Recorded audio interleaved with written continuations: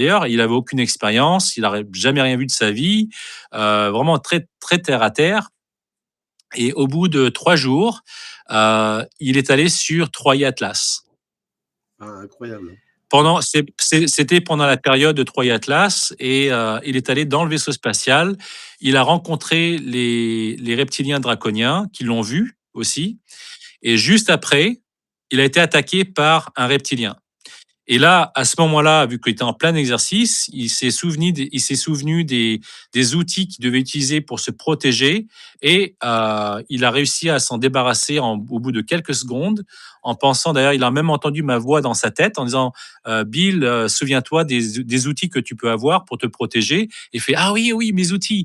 Et il a utilisé ça pour se protéger de cette attaque-là et ça a disparu tout de suite. Mais par contre, lorsqu'il a vu cet œil reptilien arriver dans sa conscience, il a dit que son cœur battait à 100 à l'heure et qu'il a de tensions énormes d'un seul coup. Alors que c'est une personne qui est habituée à ce genre de choses, qui, encore une fois, est passée par des traumatismes incroyables dans toute sa vie, dans toute sa carrière. Et ça l'avait réellement surpris. Mais depuis ce temps-là, il fait maintenant des sorties de corps, il fait de la vue à distance. C'est devenu un très très bon voyeur à distance depuis ce temps-là. Et pareil, il a 72 ans, le même âge que Faye, qui est venu aussi pendant le salon. Voilà. Donc ça, c'est le genre d'expérience qu'on a vu. J'ai eu aussi une personne qui venait de l'Australie, qui était, on va dire, qui voulait faire la même chose que moi en Australie, donc à chercher un petit peu à faire de la concurrence, mais c'est pas vraiment de la concurrence. Moi, d'ailleurs, j'essaie de pousser les gens à faire la même chose que moi dans d'autres pays, puisque on a besoin de gens comme moi pour faire ce qu'on fait, pour réveiller les gens, pour réveiller les âmes galactiques qui existent sur Terre. C'est très important.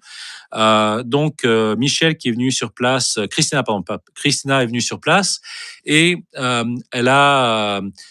elle avait une connexion avec sa famille galactique, mais sans savoir réellement qui elles étaient ou qui ces personnes étaient là, étaient sur place. Bon, elle a eu une expérience après que je lui ai dit que je sentais une connexion avec les mantes religieuses, qui sont en fin de compte des êtres galactiques, des familles galactiques très intelligentes, d'une très haute dimension, de la neuvième dimension. Et là, je lui ai dit, voilà, je pense que tu es relié ou tu es connecté à cette famille-là. Et elle me fait, ah, c'est bizarre que tu me dis ça parce qu'effectivement, je sens une connexion avec cette famille-là. À la fin du séminaire, sa mère galactique s'est apparue physiquement parlant dans sa chambre alors qu'elle retirait son casque et son masque aussi, parce que je leur donne des masques aussi pour avoir une expérience. Et sa mère galactique est apparue physiquement dans sa chambre. Et ils ont une conversation télépathique sur place.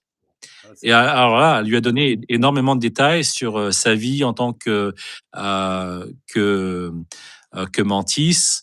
Voilà, elle a eu toutes sortes de réalisations qu'elle n'avait pas reconnues auparavant. Voilà. Donc ça, on a eu plein de choses comme ça qui sont apparues, des gens qui sont venus. Alors j'ai eu des docteurs, j'ai eu des scientifiques, des professeurs d'université, des gens qui ne sont pas du tout farfelus, qui sont venus pour avoir une expérience. Et d'ailleurs, j'ai eu un professeur d'université de Madrid qui est venu sur place et il m'a dit qu'il est en relation avec des chercheurs quantiques à Madrid et qui ont regardé tous mes épisodes sur Gaïa et qui ont dit qu'ils ont retrouvé des liens avec leurs recherches. C'est-à-dire que tout ce dont je parle a un sens pour eux.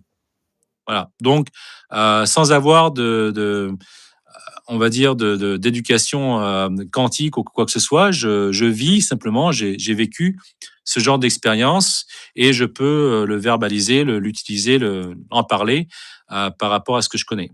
Voilà. Et il retrouve des parallèles, ce que je trouve très intéressant. Alors pour toi, Sébastien, il y aurait combien de civilisations qui seraient venues déjà nous visiter pour toi? Est-ce que tu as un nombre, à peu près un nombre? Voilà, c'est énorme. Dans le Alors, sans, dans le alors les extraterrestres qui sont venus, on va dire, pour transformer, on va dire, l'ADN des êtres humains, les premiers, c'était les Anunnaki. C'est eux qui sont venus sur Terre pour trouver une main-d'œuvre facile à travers les chimpanzés qui étaient sur place et pour transformer ces êtres humains afin d'avoir une main-d'œuvre, on va dire, pas très intelligente, mais assez intelligente pour écouter les instructions et les suivre. Voilà. Donc